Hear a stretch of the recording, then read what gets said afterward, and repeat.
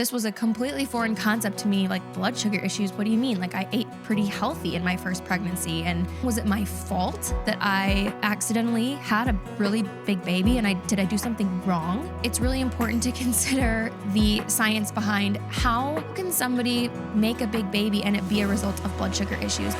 In a world obsessed with convenience and quick fixes, I'm approaching wellness differently.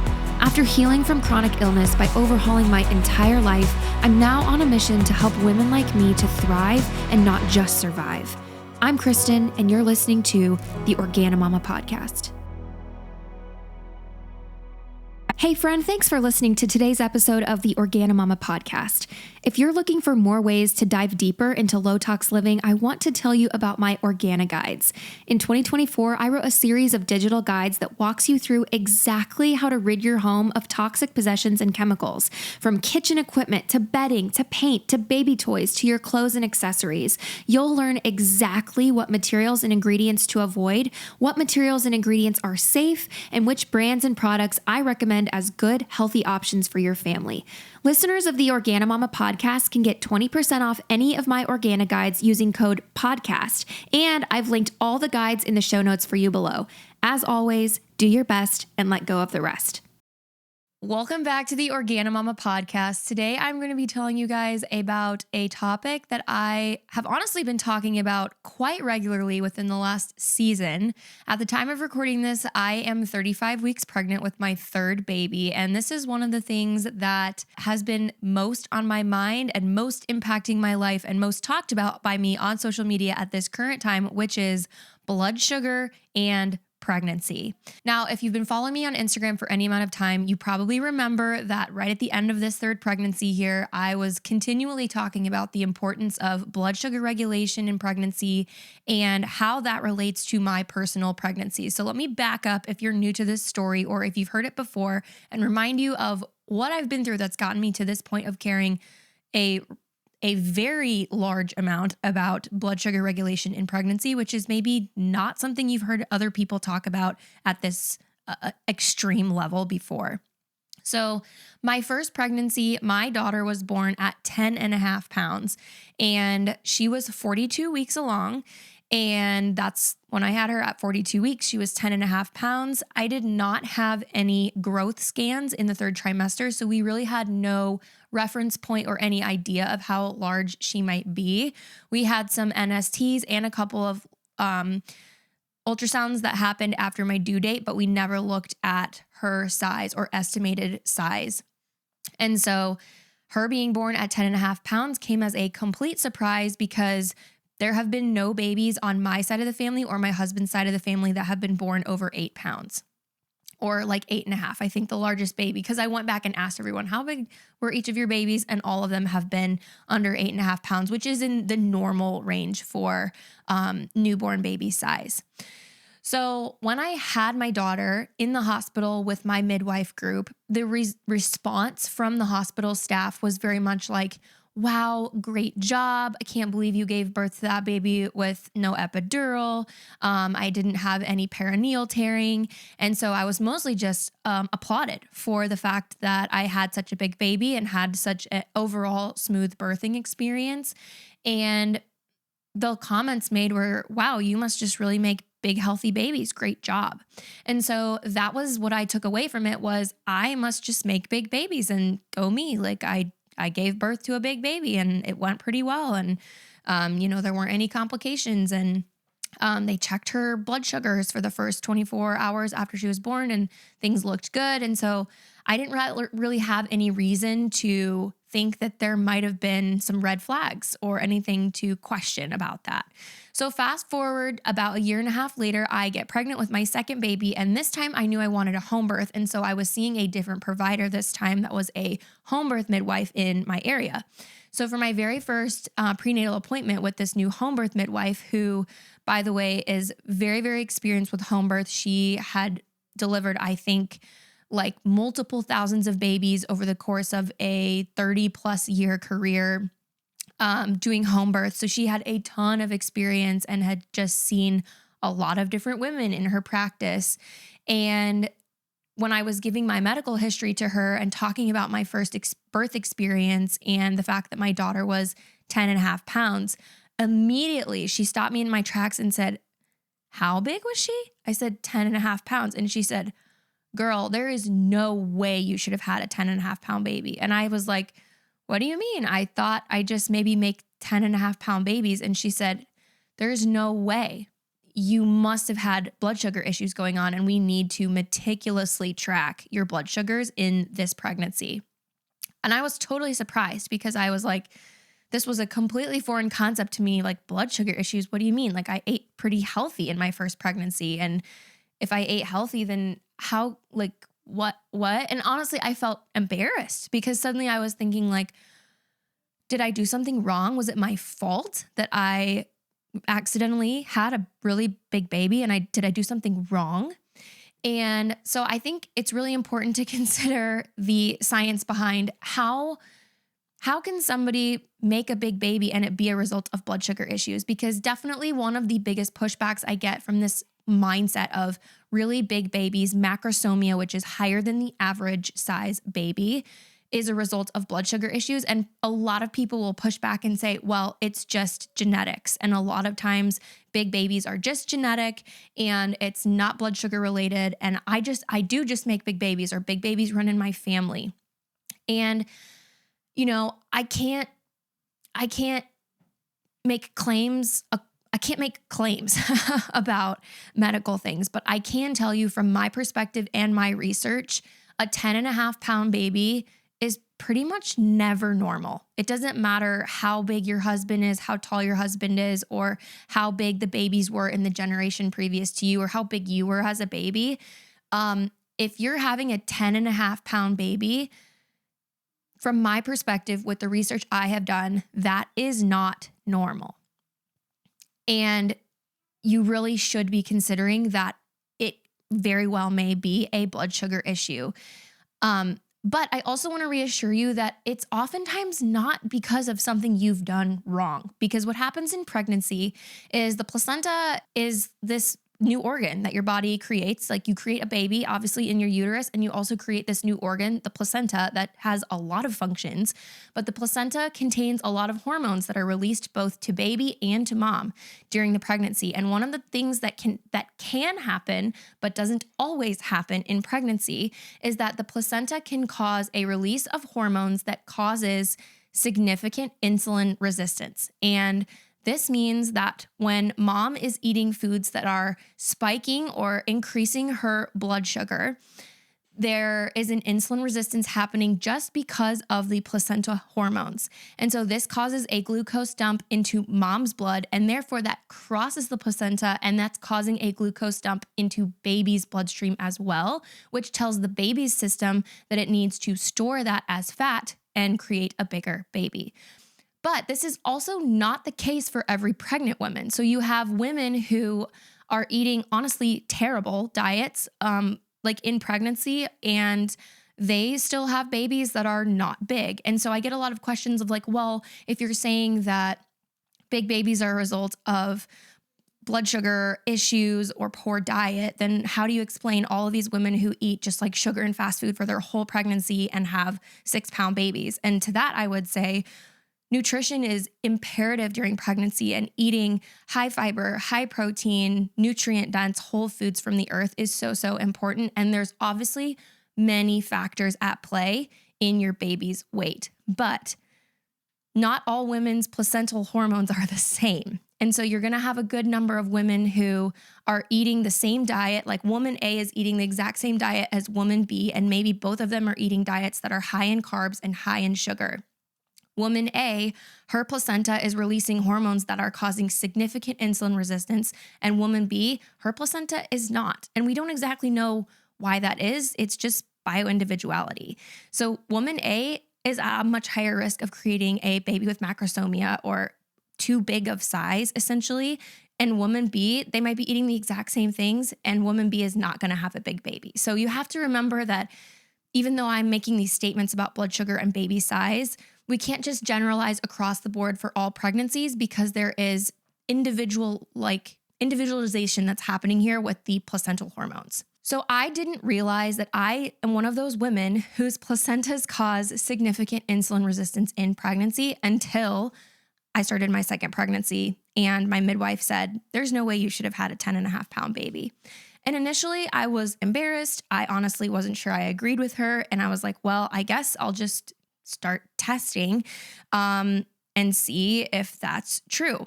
Now, I want to jump back really quick to my first pregnancy and say that I took the gestational diabetes screening test at 24 weeks, as is recommended by ACOG and, most pregnancy providers out there.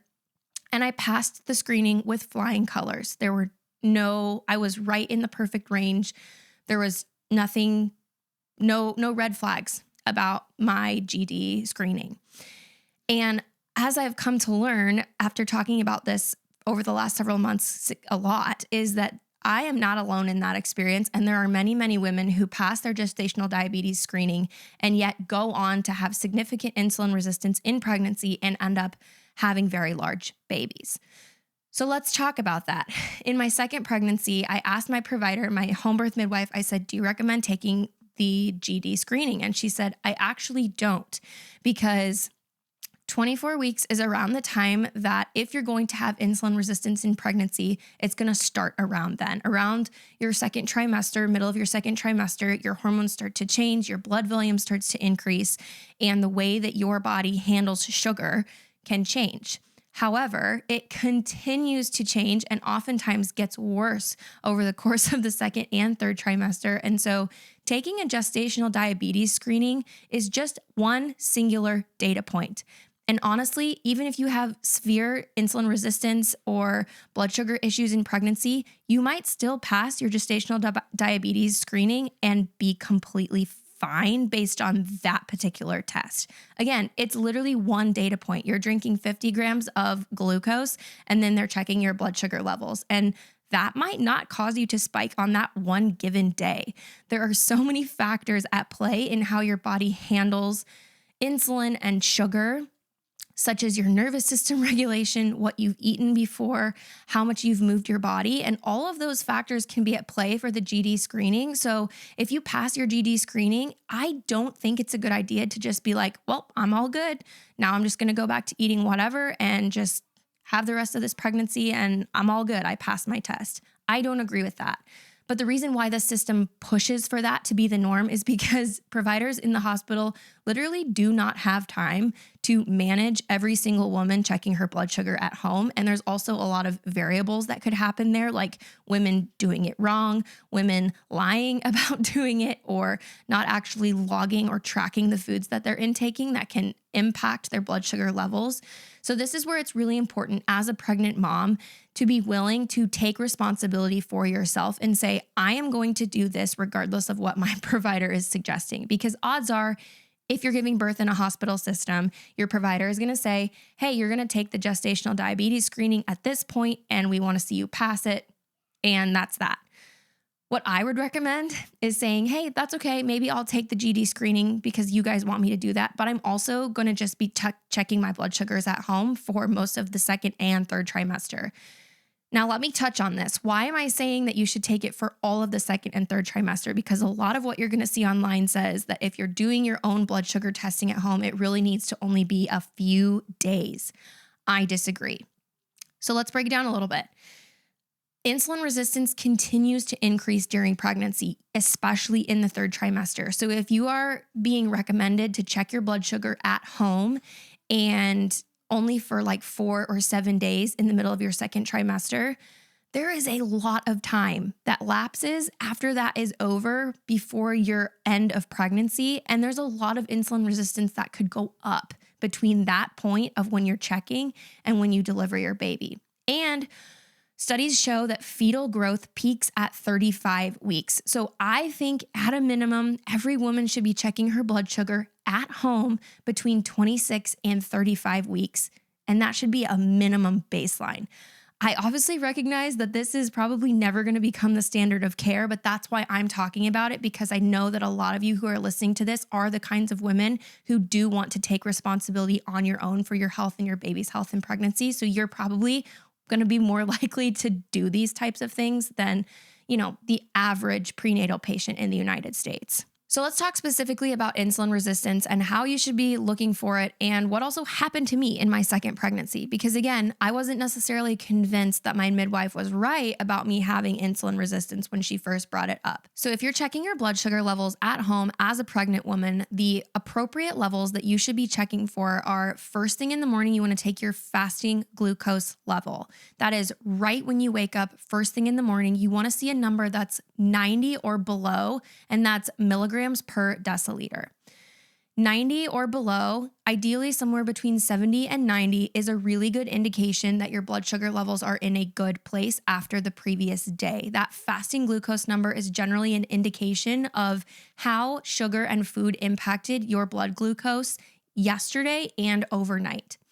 And then when you eat breakfast, you want to eat a nice big protein heavy breakfast. And then you want to take your blood sugar levels again an hour after you eat. And you want to see less than a 30-point upward swing from what your fasting number was. So let's say that your fasting number was 80. You're not going to want to see a number that's higher than, let's see if I can do the math, 110. An hour after breakfast, and then you're going to take your blood sugar again an hour later, and you want to see a number that's lower than it was an hour ago. So let's say that your fasting number was 80, your post-breakfast number was 110. You want to see your 2-hour post-breakfast number be something around 100 or 105, something that's lower than the hour before. If you're seeing greater than a 30-point upward swing after that meal, that means that that meal has spiked your blood sugar a little bit higher than it should, and something that was part of that meal or some way that that meal was made up was not ideal for your blood sugar levels. The same goes honestly for meals later in the day as well. So if you want to also check what you're having for lunch and what you're having for dinner, take your blood sugar right before you eat and then take it an hour after and 2 hours after. And you can do the same for dinner as well. And we're looking for those same parameters. The number that you see before lunch or dinner is probably going to be higher than 90 because most people are sitting somewhere between 90 and 110 during the day, most pregnant women that are in a healthy range. So you may see a number as high as 110 before lunch or before dinner. But again, you want to see less than a 30-point swing and then a number that goes down after that. So in my second pregnancy, when I started testing and seeing, do I fall within this range, it was actually wild because my fasting glucose numbers were consistently 110 or higher, which is way higher than that 90 or below. And then after breakfast, after lunch, after dinner, I was seeing a 30, sometimes 40-point upward swing. And oftentimes at that 2-hour mark, my number was even higher than the hour before. So I realized very, very quickly that my midwife was right. I was dealing with significant insulin resistance in pregnancy, and I completely shifted the way that I was eating and running my life, honestly, once I started testing, which is around 26 weeks in my second pregnancy. So I started doing a lot of things to help lower that fasting glucose number and also keep my blood sugar stabilized. So 2 of the most important things you can do with your diet is to eat lots of fiber and lots of protein. Fiber actually slows down the absorption of sugar in your body, and it can help your body be able to process sugar without spiking your insulin or your blood sugar levels. And so I would always start my meal by eating a large serving of fiber.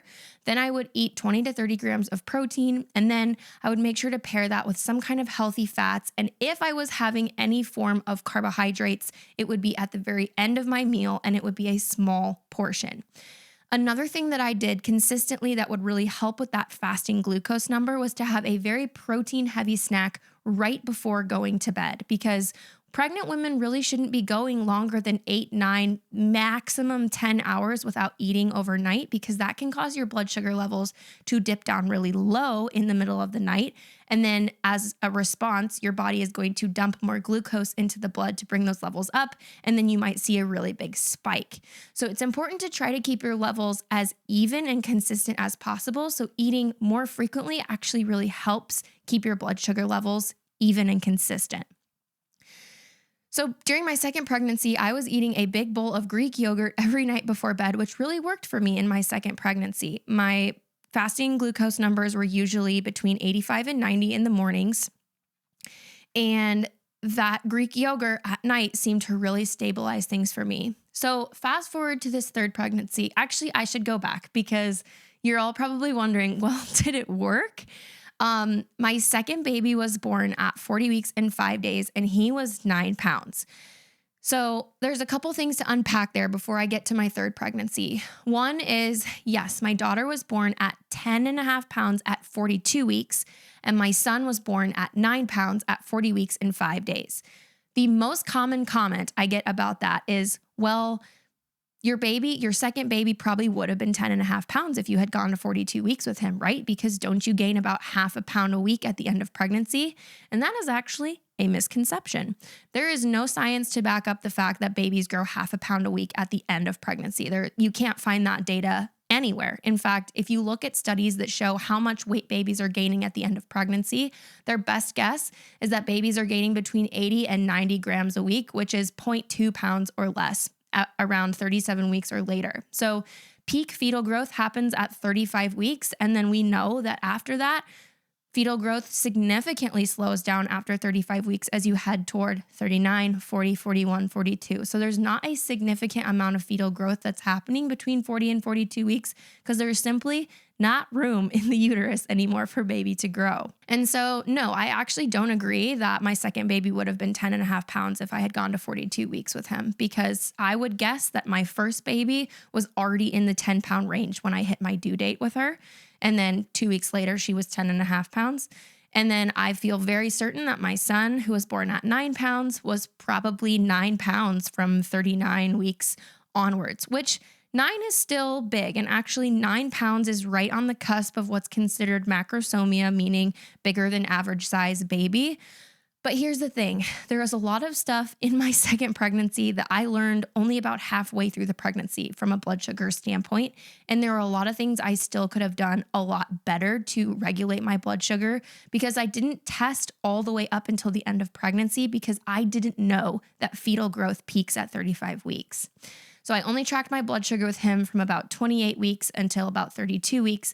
And then I checked it sometimes until the end of pregnancy, but not every day. And I wasn't super careful about limiting carbs and making sure to eat fiber and protein. So there were a lot of things I could have done even better in my pregnancy with him to kind of prevent macrosomia. So I'm not super surprised that he was still right on that cusp of being 9 pounds, given the amount of insulin resistance I was dealing with. Sometimes the thought that carpet, candles, cutting boards, and air fryers can all be super toxic keeps me up at night. You too? So instead of being consumed by anxiety about what I was bringing into my home, I spent several years figuring out what's actually low tox and what's just marketing. The result was Organahome, a home guide with vetted product swaps for cleaning, kitchen, bath, laundry, and more. This guide will save you literally hundreds of hours of research and money wasted on greenwashed home goods. Head to the show notes and snag Organahome, and podcast listeners can get 20% off with code PODCAST. So let's fast forward to this third pregnancy where I know more and I've done more than either of my pregnancies before. What made this pregnancy different, and you may have heard this on another episode already, is that I was very sick in my first trimester, which was not something I really experienced in my previous 2 pregnancies. So I was not able to eat as healthy or nutrient dense in my first 18 weeks of pregnancy as I would have preferred. And I relied heavily on carbohydrates just to get calories in, which meant that my insulin resistance probably went up in the first trimester. And I wasn't really able, from a nausea standpoint, to focus on eating the way I really wanted to until about the middle of my second trimester. And that's when I started to check my glucose levels again around 26 weeks, or maybe it was a little earlier, I think maybe around 24 weeks. And I realized that, again, my levels were not looking good based on a standard day of eating for me. My fasting levels were over 100. My post-meal numbers were a little bit too high. And I realized, okay, once again, I need to make some serious changes to try and prevent my body from making another massive baby. It was around that point that I started testing every single day. I was taking my fasting blood sugar every single morning, checking after every meal. And I finally was able to kind of get into a groove of eating in a way that supported my blood sugar. And I've been consistently doing that now for a couple of months. At this point, being 35 weeks, I'm at peak fetal growth right now. And so I've been extremely meticulous about mindfully eating in a way that supports healthy blood sugar for myself right now with insulin resistance. And so that looks like very high fiber, high protein, very limited carbs, and no sugar, including fruit, because I've checked to see how fruit impacts my blood sugar levels. Things like apples, oranges, grapes, they cause a massive blood sugar spike for me. So I can't even eat those.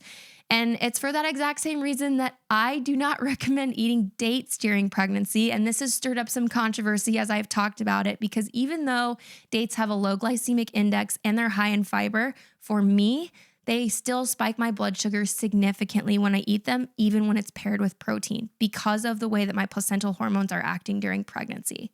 So if you're thinking about eating 6 dates a day at the end of pregnancy to help ripen your cervix or prepare for labor, please get a glucometer and check to see if it is negatively impacting your blood sugar, because 6 dates can be anywhere between 50 and 100 grams of sugar. And that is a lot of sugar, even if it's paired with fiber and protein. I am trying my best right now to stay under 15 to 20 grams of sugar, and that includes natural sugars and added sugar. So I'm also thinking about things that have natural sugars in them, like dairy products and fruit. In fact, dairy was spiking my blood sugar in a way that it didn't in my second pregnancy. So my second pregnancy, I heavily relied on eating Greek yogurt every night, plain Greek yogurt before bed, to help make my fasting glucose number be really stable in the mornings. But I was doing that again this time and still getting numbers over 100 consistently for that fasting glucose number. And so I was stumped because I was doing all the right things and yet still seeing that over 100 fasting glucose number in the morning. So my midwife suggested that I actually cut dairy and try to do a protein shake before bed with almond milk instead of doing Greek yogurt. And guess what happened? When I switched from Greek yogurt to a protein shake that is made with beef isolate and then a very clean ingredient almond milk, my fasting glucose numbers immediately went down into the 80s. And I've been doing that every single night since then, which was probably 2 months ago. And I've been eating almost no dairy, and my numbers have been flawless. So just because something is working for somebody and their insulin resistance doesn't mean it's going to work for you. You have to test your numbers at home to see. And I really recommend, don't just take my advice on what I'm saying I'm eating. You need to go check for yourself and see, how is your blood sugar reacting? How is your blood glucose reacting to what's in your diet?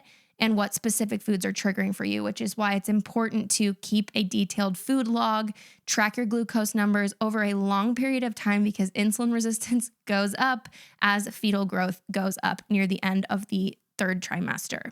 I've been using a glucometer to prick my finger and take my blood sugar readings for all of this testing, but I do also get commonly asked about a continuous glucose monitor, a CGM that you can put on your arm and wear for 2 weeks at a time to track your blood sugar levels. I actually tried it. So I wore one for 2 days. And the main reason why I had avoided it up until that point was because of concerns about EMF exposure from CGMs. Now, I decided to sacrifice myself and test it on myself because I wanted to know actually how high are the EMF levels coming from the CGM. And after 2 days of wearing it, I took it off because the EMF levels were a lot higher than I was comfortable with. Most of the time, it's not putting off a signal, but about 1 to 2 times a minute, the CGM was sending a pulse out to try to connect to my phone. And when it would send out that pulse, it was reading at levels that were 8 to 10 times higher than what is considered a safe level of RF radiation from an EMF standpoint. Plus, using a CGM required me to keep Bluetooth on my phone around the clock, which I'm not comfortable with because of how often I have to work on my phone and use my phone, and I didn't want that extra level of exposure from my phone. So yes, it was helpful to get data points about my blood sugar levels every 15 minutes, but for me, it was not worth the EMF exposure levels from the CGM to keep using it. So I ditched it and I went back to the glucometer.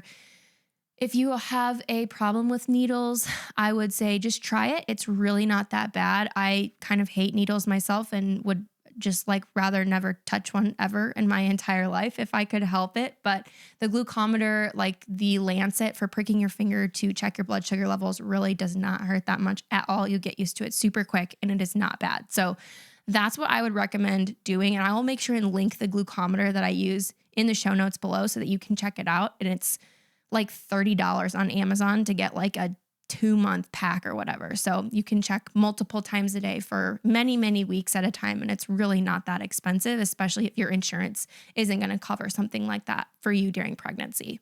There are other factors that can impact your blood sugar levels that aren't diet related. And those are just as important as watching what you're eating and making sure that you're choosing a nutrient dense diet that's high in fiber, high in protein, low in sugar, and low in carbs. Stress is a huge impactor on your blood sugar levels. So anything that you can be doing to reduce your stress levels is actually going to lower your cortisol, because the higher your cortisol hormone is, the more sugar that your body is going to be dumping into your blood. And so anything you can do to reduce stress during pregnancy is great. In fact, blue light exposure can increase your cortisol, which is why I highly recommend that all pregnant women, not just women who are dealing with blood sugar issues, are staying off of screens for 2 hours before bed. Let your circadian rhythm kick in naturally. Let your cortisol go down, because that heavy amount of blue light exposure right before bed can actually increase your blood sugar a lot while you're sleeping, which can make that fasting glucose number go up. So avoiding screens for 2 hours before bed is great. If for some reason you can't, or you and your spouse want to treat yourself to a little movie night, invest in some blue light blocking red lens glasses. I'll link my favorite pair below in the show notes. They're from Bond Charge, but I wear those pretty much every night starting at dinner time until the rest of the day. There's also some tricks for putting a color filter on your devices, like your computer or your phone, that will remove any excess blue light. So it's basically like all of the colors on your phone are red, and that can help with blue light exposure as well. So I have an automation set up on my phone that makes the screen go completely red at 7:30 every night, which can also help with that blue light exposure. So being consistent about avoiding blue light exposure before bed and even during the day is super important for helping keep those cortisol levels down.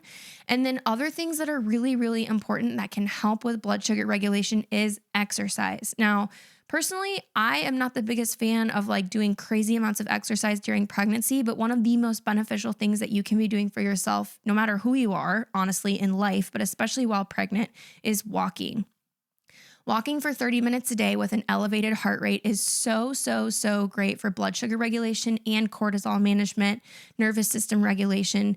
There's just so many benefits, and especially in pregnancy, it can help baby get into that optimal position in the pelvis.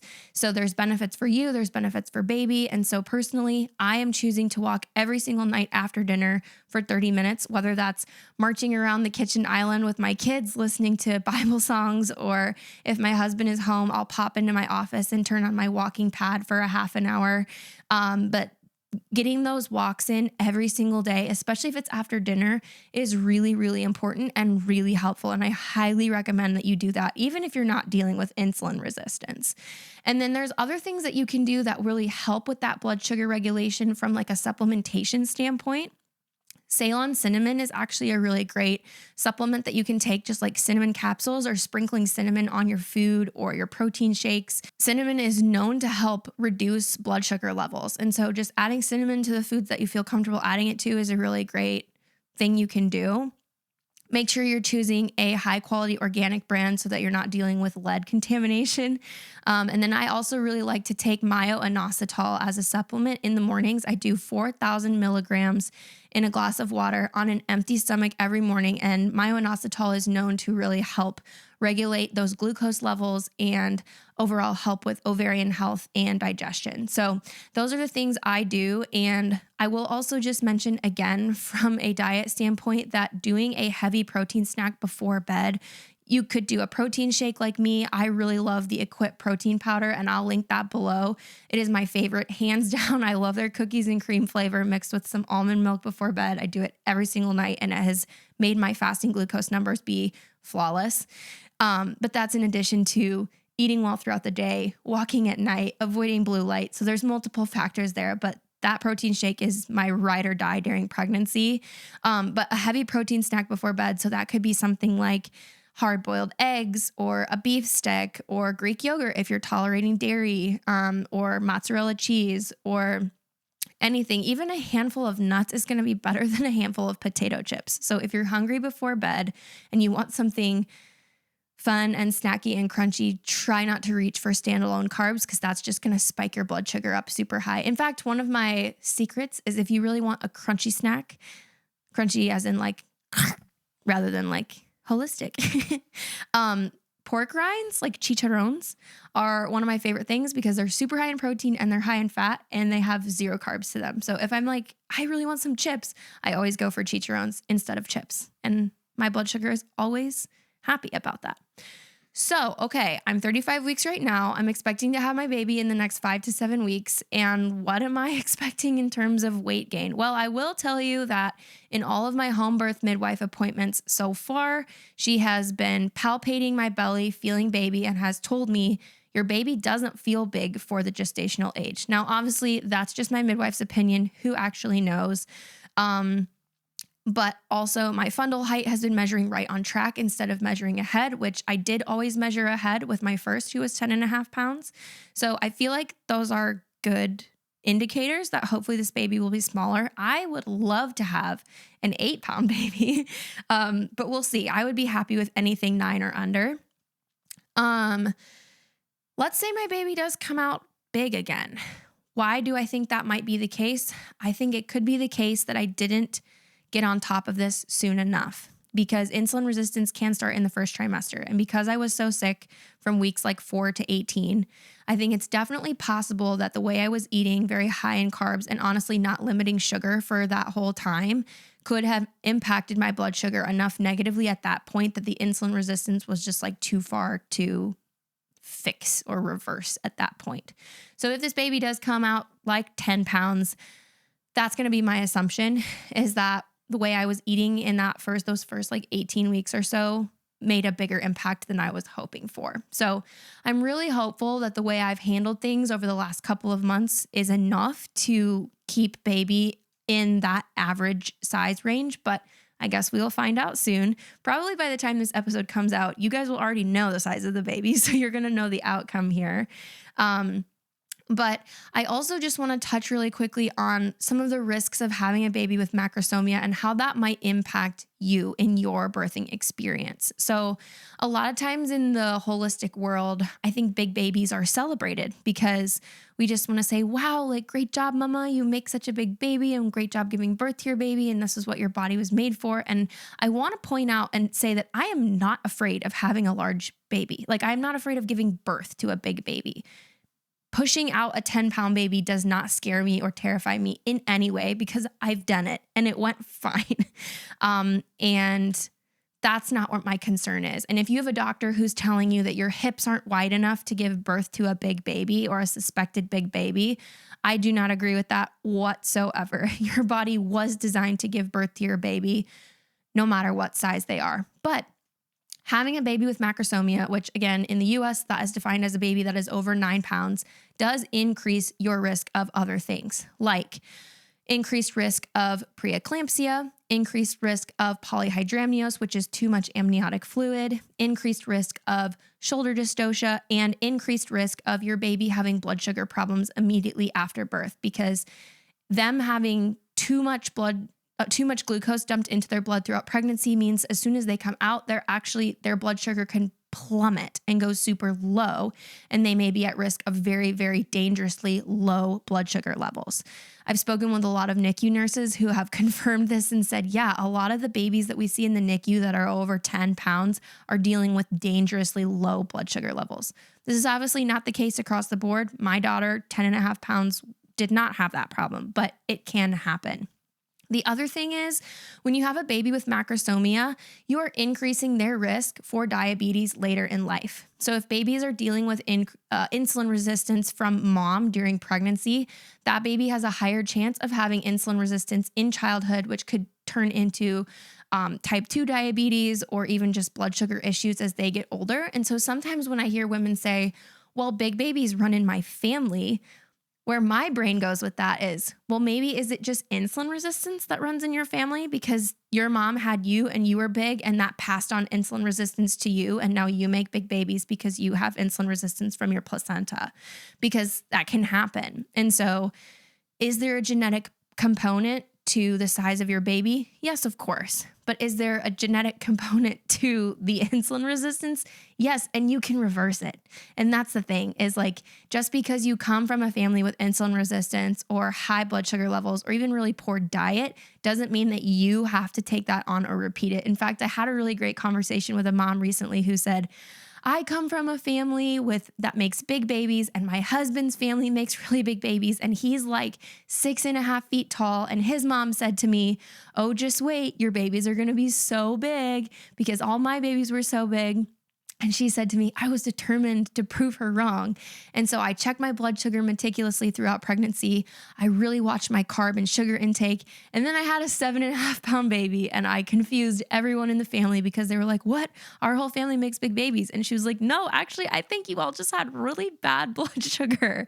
And so I think there is something to be considered about that. And if you've had a big baby, maybe this is making you question a little bit of, wait, do I actually maybe not just make big babies? Is there maybe a blood sugar issue going on here? And I would say, keep thinking about that, keep pursuing that. And if you have another pregnancy, start tracking your blood sugar levels. And I really would encourage all women to be tracking your blood sugar levels, because what can happen is if you're in the hospital system and they do a weight ultrasound where they're looking at your baby's weight. First of all, I think it's very important to note that in the third trimester, ultrasounds that are looking at baby's size are notoriously inaccurate. So if your provider is saying, well, based on this ultrasound, your baby is probably 9.5 pounds and we need to induce you right now, or you need to go in for a C-section right now because otherwise you're going to have shoulder dystocia, that is not evidence-based. Ultrasounds in the third trimester are not accurate when it comes to size predictions. In fact, I've heard numerous women tell me that their provider bullied them into either an induction or a C-section around 38, 39 weeks based on their suspected baby's size. And then the baby was like 6 pounds. So you really just have to take that with a grain of salt, that those measurement scans, they really are not accurate in the third trimester. The most accurate time is around 24 weeks. And after that, the accuracy goes down significantly. So if your provider is saying, oh, you need to have an induction based on your baby's size, or, oh, you need to have a C-section based on your baby's size, please consider pushing back on that, because that is not evidence-based. That is fear-based. And that probably just means that your doctor is nervous because they don't feel confident about supporting you in a labor where you are pushing out a big baby. You absolutely can give birth to a big baby, but you can also prevent that conversation from even happening at all by monitoring your blood sugar levels at home, eating in a nutrient-dense way, and not even having to worry about that conversation coming up. And if it does come up, maybe your measurement scan is completely wrong and you actually are going to have a small baby and your measurements are just completely off, because that's really, really common. And in that case, you can just say, hey, actually, you know what? I'm totally comfortable waiting for baby to come when they want to come. I'm not concerned about the size. Please do not schedule me for an induction, and I'm not interested in a C-section. And if they force you to schedule an induction, you don't have to show up. Just saying. They work for you. You don't work for them. So in case you needed that reminder. So I hope this is helpful for you guys. If you want to see more of the actual process that I went through, be sure to check out my blood sugar highlight on my Instagram page at the top of my profile. There's a lot of information there as I went through it and kind of documented it all. But don't ever hesitate to send me messages on Instagram if you have more questions about this. One really great book that you can read is by Lily Nichols. She is a dietitian who wrote a really good book about handling gestational diabetes and blood sugar issues in pregnancy and how to eat appropriately. That's a really excellent book. But I am rooting for you as you go through your pregnancy. For all my mamas of big babies out there, we got this, and that doesn't have to be the way it is. And so no, I know that sometimes people hear me talk about this and they're like, why would you promote dieting during pregnancy? Or why would you be fat shaming your baby? And I'm like, that's literally not what's happening. I'm actually doing all of this because I love my child and I want them to be as healthy as possible. And I want to reduce my risk of having negative birth outcomes as a result of a baby with macrosomia. So those are my thoughts on blood sugar. If I have more kids, I'm sure I will have even more thoughts on it as I go through another pregnancy. And Lord willing, if I do have more pregnancies, I won't be quite as sick in the first trimester and will be able to eat in a way that supports healthy blood sugar from the very get-go. But that's something I need to take to the Lord and pray about. Another thing I want to make sure and mention before we wrap up is that if you have not already purchased a copy of the Organomama's Guide to Pregnancy, I dive pretty deep into this topic of blood sugar in that guide, as well as literally every other pregnancy topic that I know about, from preconception to first trimester. What should I be eating? How should I be exercising? What kinds of things should I be asking my provider about? Are vaccines safe during pregnancy? Is the GBS test a good idea? And so many more things, especially about prepping for birth, whether that's in a hospital, birth center, or home birth setting. So make sure you grab a copy of that. I will link it in the show notes, and podcast listeners get a 20% discount. So check for that in the show notes. I have almost 4,000 moms that have downloaded this guide and are loving it. So you can read all kinds of reviews if you go click on the link for it of how it has impacted other moms' pregnancies. But I created that resource for women like you. So I hope that it blesses and helps you. And it's one of the resources I offer that I'm really proud of, because a lot of research and heart and soul has gone into that as I've been through 3 different pregnancies that have all been different. So that's the last thing I wanted to mention. Thanks again for listening today, and we'll catch you on the next episode of the Organomama podcast. If you just got that positive pregnancy test for the first time, welcome to pregnancy, where your cravings make no sense, your apps all disagree, and suddenly everyone on the internet is yelling at you. Should you be eating protein? And what actually happens at ultrasounds? Why does nobody explain the glucose test until it's happened already? That's why I created the Organomama's Guide to Pregnancy. It's like having a calm, informed, holistic best friend walk you through pregnancy and birth, trimester by trimester, without the fear-mongering or overwhelm. If you want less Googling at 2 a.m. and more like, oh, okay, I've got this, check the show notes, click the link, and grab the pregnancy guide. Podcast listeners can get 20% off with code PODCAST.